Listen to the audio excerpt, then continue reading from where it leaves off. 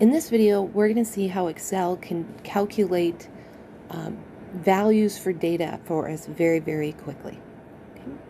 So in the right hand side, you'll see that we're going to calculate the mean, the sample standard deviation, the variance, the mode, etc., etc., etc.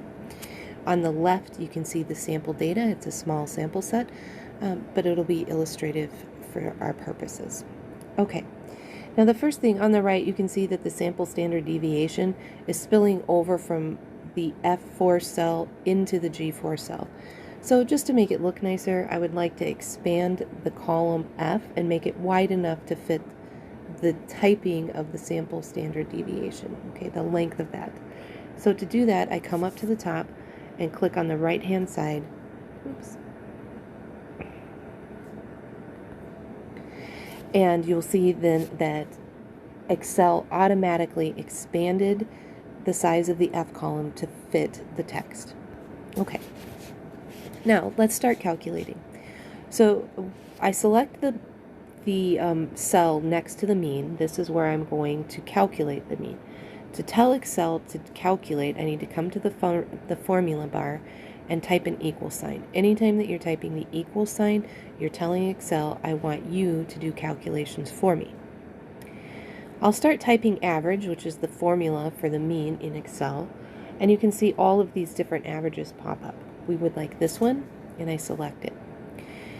Now Excel is saying, tell me what numbers you want me to find the average of. So I don't have to retype all of those numbers. I come over to the data, I select the first cell, and then highlight all the way down.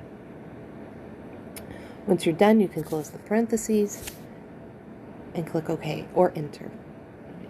And Excel automatically calculated that for us.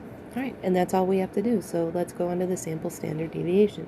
In the formula bar, again, you want to tell it equals. We're looking for the standard deviation, so ST. And again, all of these different functions that start with ST pop up. We want the standard deviation .s for the sample. Again, it wants the range. So I come over and select the data, close the parentheses, click OK. For the variance, the function is equals, and then you type VAR, and you again the options type pop up. We want the variance that belongs with the sample, so .s, select the values, highlight them, close the parentheses, click OK. So we have a pretty big variance to this data set. Okay. All right, let's type in a mode. All right, so equals, we want the mode, MOD, pick the mode, and come over to the set, highlight the set, close the parentheses, and click OK. Now you can see we've ran into a problem here. Anytime you get this hashtag n divided by a, that means you have an error. Okay. Well, if you look over at our data set, it's pretty clear on just quick inspection that there is actually not a mode. So let's come to the cell C12 and type in another value. Let's say 4 just for simplicity. Okay. Now there is clearly a mode to that data set. So let's clear and start again. So now we want the mode, MOD. We want the mode of the data set. Highlight the numbers, close your parentheses, click OK. And now you can see that there is indeed a mode. It is 4. By inspection, it's also quite easy to see that the minimum of the data set is 4, but we can come over and have Excel tell us that. We want the minimum, select the data range, close the parentheses, click OK. And there we can see the minimum's 4. Excel will calculate the quartiles for us. Now, there's different choices. I would go with the quartile inclusive, right? Now they want an array. That's the same thing as just selecting the data. But this one, you see you need a parentheses. After the parentheses, you put in the data. Then you need a comma. And you have to tell it which quartile you want. We're looking for quartile 1 in this case. Close the parentheses and click OK.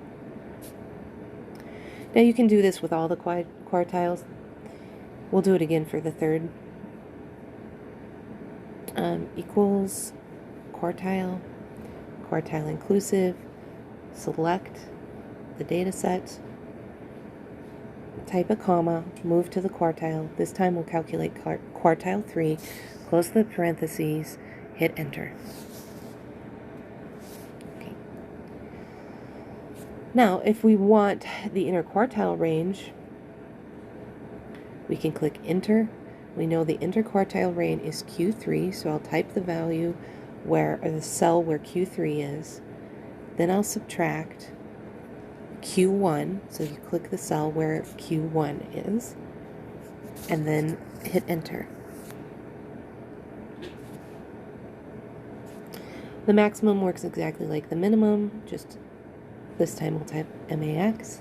We'll find the maximum, enter the values, close the parentheses, click OK. And we can also do the percentiles. So let's do one of them. We'll say the 60th percentile. So I need a formula equals, and now we're looking for percentiles. So PER, we want the percentiles that are inclusive of the array. Just highlight the data. It needs another value, so we'll click comma. And K is for the kth percentile. In this case, we're looking for the 60th percentile. So 60% is 0.6 as a decimal. Close the parentheses, click OK. And there we have it. We see that the 60th percentile for this data is 110.4, which means that of the data values in the set, 60% of these are below the value 110.4. Now, one of the bonuses to doing this is that you've used formulas, so you can quite quickly change the data set and watch everything change. So say, for example, we didn't mean 19 here. What if we had meant 190 instead? I can come up and change the value in the data set and click enter. And if you look on the right-hand side, the mean, the standard deviation, the variance, etc., everything was automatically recalculated for us.